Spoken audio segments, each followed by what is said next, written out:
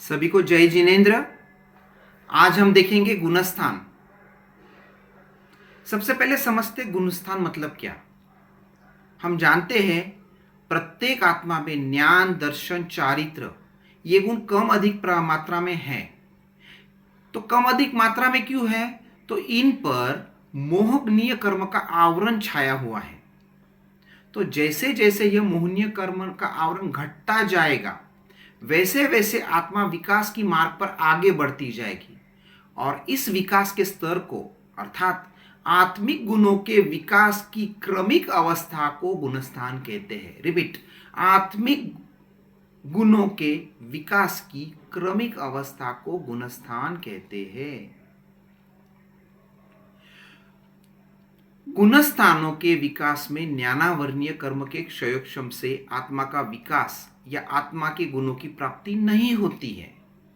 आत्मिक विकास के लिए मोहनीय कर्म के क्षय, उपशम और क्षयोपशम की आवश्यकता होती है, क्योंकि मोहनीय कर्म ही आत्मा को मिथ्यात्व के दलदल में फंसाता है। जब तक मिथ्यात्व का नाश नहीं होता तब तक आत्मा सम्यक्त्व को प्राप्त नहीं हो सकती और जब तक सम्यक्त और दृष्टि शुद्ध नहीं होती तब तक आत्मा सारे सूत्र और शास्त्र पढ़ भी ले तो भी अज्ञानी ही रहती है। अभावी आत्मा को 9.5 पूर्व के ज्ञान का क्षयक्षम हो जाने पर ही उसका गुणस्थान पहला ही रहता है और मास्तुष मुनि का ज्ञानावर्णीय कर्म का पूरा उदय होने पर भी वह केवल ज्ञान और केवल दर्शन को प्राप्ति कर लेते हैं। इसीलिए गुणस्थान का कथन मुख्यतः ज्ञान गुण पर नहीं अपितु मोहनीय कर्म के क्षय, उपशम और क्षयोपशम इस पर आधारित है। अतः मोह और योग के निमित्त से होने वाले श्रद्धा और चारित्र गुणों की अवस्थाओं को ही गुणस्थान कहते हैं। गुणस्थान कितने हैं? गुणस्थान 14 है। मिथ्या दृष्टि गुणस्थान, सास्वादन गुणस्थान, मिश्र गुणस्थान, अविरति सम्यक दृष्टि गुणस्थान, देशविरति श्रावक गुणस्थान, प्रमत्त संयत अर्थात प्रमादी साधु गुणस्थान, अप्रमत्त संयत अर्थात अप्रमादी साधु गुणस्थान, निवृत्तिकरण अर्थात अपूर्वकरण अर्थात नियट्टी बादर गुणस्थान, अनिवृत्तिकरण गुणस्थान, सूक्ष्म संप्राय गुणस्थान, उपशांत मोहनीय गुणस्थान, क्षीण मोहनीय गुणस्थान, सयोगी केवली गुणस्थान और अयोगी केवली गुणस्थान। इस तरीके से 14 गुणस्थान हो गए। अभी हम देखेंगे कि 14 गुणस्थान में एक एक गुणस्थान को देखते हैं। सबसे पहले मिथ्यात्व गुणस्थान। मिथ्यात्व गुणस्थान शब्द में अर्थ आ गया। मिथ्या मतलब विपरीत, उल्टी, उल्टी मतलब उल्टा, दृष्टि मतलब समझ, श्रद्धा। जिसकी दृष्टि विपरीत है, जिसकी समझ विपरीत है, जिसकी श्रद्धा विपरीत है उसे मिथ्या दृष्टि गुणस्थान कहते हैं। मिथ्यात्व मोहनीय के कर्म के उदय से जिस जीव की समझ, श्रद्धा, मान्यता विपरीत हो उसे मिथ्या दृष्टि कहते हैं। इस गुणस्थान में दर्शन मोहनीय और चारित्र मोहनीय दोनों की प्रबलता रहती है, गाढ़ रहते हैं, जिससे आत्मा को यथार्थ ज्ञान और सत्यानुभूति नहीं होती है। जैसे धतूरे के बीज जिसने खा लिए उसे सारी चीज पीली पीली दिखाई देती है, या जिसने काले कलर का चश्मा पहन लिया है उसे भी सब कुछ काला काला दिखाई देता है। वह मिथ्यात्वी जीव कुदेव, कुगुरु और कुधर्म को मानता है और सुदेव, सुगुरु और सुधर्म को नहीं मानता। यह हो गया मिथ्यात्व गुणस्थान। अभी हम मन में शंका आती है कि जब जीव की दृष्टि मिथ्या है तो उसे गुणस्थान क्यों कहते हैं? गुण तो नहीं है। इसका समाधान यह है कि मिथ्यात्वी जीव की भी दृष्टि थोड़ी कुछ अंश में सही होती है, यथार्थ होती है, मिथ्यात्वी जीव भी गाय को गाय मानता है, बैल को बैल मानता है, कोई फर्क नहीं होता। ओके। और एक उदाहरण, जैसे कितने भी बादल आवृत हो, लेकिन फिर भी हम दिन और रात का फर्क तो कर ही सकते हैं। तो जो हम देखते हैं, जो निगोदिया जीव है उसमें भी थोड़ा सा ज्ञान रहता है, और इसीलिए मिथ्यात्व को भी गुणस्थानक में स्थान दिया है। वापस एक शंका उत्पन्न होती है कि जब मिथ्यात्व में भी थोड़ी सी दृष्टि यथार्थ है, तो उसे सम्यक दृष्टि कहने में क्या बाधा है? यह बात बिल्कुल सही है कि मिथ्यात्व में भी थोड़ी दृष्टि सही है, लेकिन जब हम सम्यक दृष्टि किसे कहना, तो इसकी डेफिनेशन इस तरीके से है, जिसकी भगवान ने बताए हुए द्वादशांगी अर्थात 12 अंग सूत्र पर, उसमें से एक भी शब्द या अक्षर पर जो विश्वास नहीं करता, उसे मिथ्या दृष्टि कहते हैं। एग्जाम्पल जमाली, वो तो पूरा ही भगवान की दृष्टि चल रहा था, सिर्फ एक सिद्धांत पर उसका मतभेद था। हमें क्या मानना है? त्वमेव सत्यम निशंकम, भगवान द्वारा बताया गया प्रत्येक अक्षर सत्य है, और वह वैसे श्रद्धा करता है। ओके, तो मिथ्या दृष्टि के केस में यह नहीं है, इसीलिए उसे सम्यक दृष्टि नहीं मानते। अभी मिथ्या दृष्टि के दो भेद है, एक है गाढ़ मिथ्या दृष्टि, एक है मंद मिथ्या दृष्टि। तो गाढ़ मिथ्या दृष्टि मतलब जिस आत्मा का संसार परिभ्रमण एक पुद्गल परावर्तन से अधिक हो, उसे अचरमावर्ती कहते हैं, और जिसका कम है उसे चरमावर्ती कहते हैं।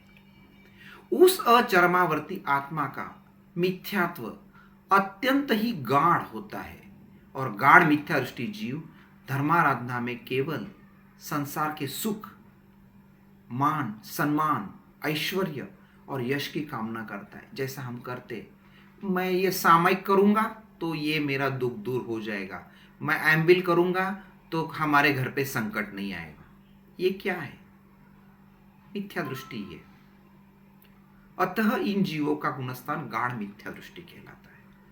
मंद मिथ्या दृष्टि गुणस्थान, जो जीव अव्यवहार राशि से व्यवहार राशि में आने के बाद निश्चित रूप से एक पुद्गल परावर्तन में मोक्षगामी होते हैं, वे जीव चर्मावर्ती कहलाते हैं। और जब जीव चर्मावर्त में प्रवेश करता है, तब वह मंद मिथ्या दृष्टि गुणस्थानक वाला कहलाता है। इंपॉर्टेंट, चरमावर्त में प्रवेश करने के बाद ही आत्मा के विकास की यात्रा प्रारंभ होती है। ये हो गए दो भेद। काल की अपेक्षा से मिथ्यात्व के तीन भेद भी बताते हैं। पहला, अनादि अनंत मिथ्यात्व, जिस जीव में अनादि काल से मिथ्यात्व चला आ रहा है और अनंत काल तक मिथ्यात्व रहेगा, ऐसे अभवी और जाति भव्य जीवों का मिथ्यात्व अनादि अनंत मिथ्यात्व कहलाता है। अनादि शांत मिथ्यात्व, जिन जीवों का मिथ्यात्व तो अनादि काल से है, लेकिन जिसका नाश अवश्य होगा, वह जीव संकित की प्राप्ति करेगा, उसे अनादि शांत कहते हैं। इसका एग्जाम्पल है भवी जीव। सादी शांत मिथ्यात्व, जो जीव मिथ्यात्व का उदय विच्छेद करके संकित की प्राप्ति करके जब उसमें से वापस नीचे गिरकर मिथ्यात्व में आ जाते हैं, तब उनके मिथ्यात्व की शुरुआत हो जाती है, और वापस वो जीव जब कभी संकित की प्राप्ति करेंगे तो उनका मिथ्यात्व सादी भी है, शांत भी है, जिसका स्टार्टिंग पॉइंट भी है, एंड पॉइंट भी है। इसे कहते हैं सादी शांत मिथ्यात्व, और ये परिवाही जीवों का रहता है। जीव के अलग हिसाब से और तीन प्रकार भी होते हैं। जैसे वो तीन प्रकार को हम देखते हैं। पहला है अभवी जीव। ये जीव कभी भी संकित की प्राप्ति नहीं करेंगे, अनादि काल तक संसार में परिभ्रमण करते रहेंगे। दूसरे, भव्य, जो जीव मोक्ष में जाने की योग्यता रखते हैं, उन्हें भवी जीव कहते हैं। जितने भी जीव मोक्ष में गए हैं अथवा जो भी जीव मोक्ष में जाएंगे, वो सारे भवी या भव्य जीव ही है। अगला है जाति भव्य। ऐसे भी कुछ जीव है जो मोक्ष में जाने की योग्यता तो रखते हैं लेकिन अभी भी अव्यवहार राशि में अटक गए हैं, इसीलिए वह मोक्ष में नहीं जा सकते, इसीलिए उन्हें जाति भव्य कहा है। अभी वापस एक टर्म आ गई, व्यवहार राशि और अव्यवहार राशि। समझते हैं। अव्यवहार राशि मतलब जिन जीवों ने एक बार भी निगोद में क्या क्या आता है, सूक्ष्म एकेंद्रिय और साधारण वनस्पति अवस्था को छोड़कर दूसरी जगह पे जन्म नहीं लिया, मतलब प्रत्येक शरीर में जन्म नहीं लिया, वे अव्यवहार राशि के जीव कहलाते हैं। और व्यवहार राशि जिन्होंने निगोद छोड़कर एक बार प्रत्येक शरीरी बन गए, वे व्यवहार राशि के जीव कहलाते, भले उसके बाद वो वापस सूक्ष्म बन जाए या साधारण वनस्पति बन जाए। अभी मिथ्यात्व के मूल 5 भेद है। पहला, अभिग्रहिक मिथ्यात्व, मतलब मेरी मान्यता ही सत्य है, जो मैं कह रहा हूं वही सत्य है, जो मैंने माना है वही सत्य है, अभिग्रहिक मिथ्यात्व। अनाभिग्रहिक मिथ्यात्व, सभी धर्म समान है, सब सेम, सब घोड़े एक बराबर, ये हो गया अनाभिग्रहिक मिथ्यात्व। मेरा भी धर्म अच्छा है, तुम्हारा भी धर्म अच्छा है। तीसरा, सांशयिक मिथ्यात्व, वितराग परमात्मा ने जो धर्म बताया है उसमें शंका संदेह करना, यह हो गया सांशयिक मिथ्यात्व।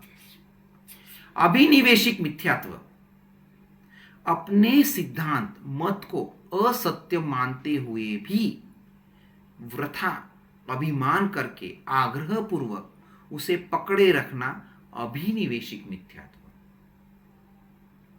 और अनाभोग मिथ्यात्व, वस्तु को जानना नहीं, अपने को पूरा ज्ञान नहीं और हम अज्ञानी बने रहना, यही अनाभोगिक मिथ्यात्व है। ये हो गए 5 मिथ्यात्व। स्थानांग सूत्र में मिथ्यात्व के और 10 भेद बताए। जब हम 25 बोल करते हैं ना, इसमें सारे भेद आ जाते हैं। पहला, अधर्म को धर्म मानना, धर्म को अधर्म मानना, उन्मार्ग को सन्मार्ग मानना, सन्मार्ग को उन्मार्ग मानना, अजीव को जीव मानना, जीव को अजीव मानना, साधु को असाधु मानना, असाधु को साधु मानना, मुक्त को अमुक्त मानना, अमुक्त को मुक्त मानना। और 25 मिथ्यात्व में तो 25 प्रकार के भेद बताए। तो यहाँ पे अपना कंप्लीट होता है मिथ्यात्व। सभी को जय जिनेन्द्र।